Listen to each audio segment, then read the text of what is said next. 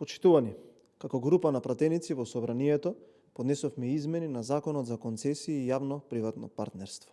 Сметаме дека е важно овие измени да се објаснат јасно, прецизно и врз основа на фактичката содржина на предлог законот, бидејќи дел од информациите во јавноста не соодвојствуваат со она што навистина се предлага.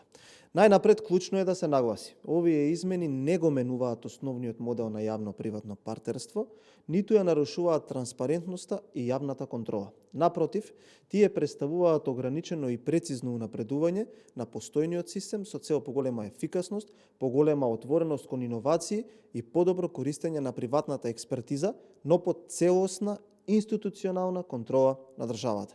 Што точно се менува?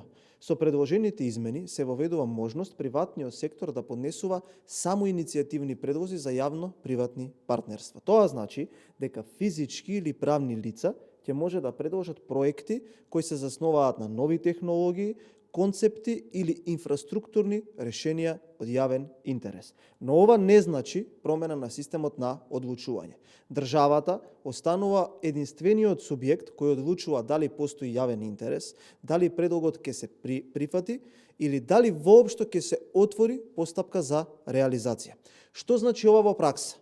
Во пракса тоа значи дека приватен субјект може да достави само иницијативен предлог, јавниот партнер го разгледува и анализира предлогот и потоа одлучува дали ќе се отвори постапка.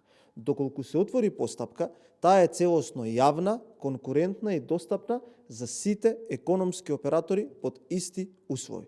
Клучна работа, нема привилегии. Ова е најважниот елемент. Подносителот на иницијативата не добива автоматско право на договор, не добива гаранција за победа на јавната набавка, не добива директна концесија. Сите понатамошни постапки се спроведуваат преку отворена и транспарентна јавна набавка.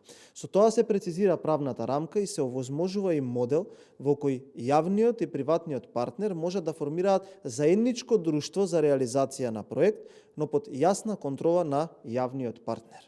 Дали има некаква привилегија за иницијаторот? Не. Единствено се предвидува ограничен механизам кој се однесува на можност за надомест на трошоци во строго дефинирани случаи или можност за изремнување на понуда, мечинг, и тоа само ако иницијаторот учествува во постапката и ако неговата понуда е конкурентна. Ако не учествува или не победи, постои обврска за надомест на реално документирани трошоци во точно утврдени ситуации, но без никакво право на договор. Што е суштината на овие измени? Суштината е системот да се направи пофункционален.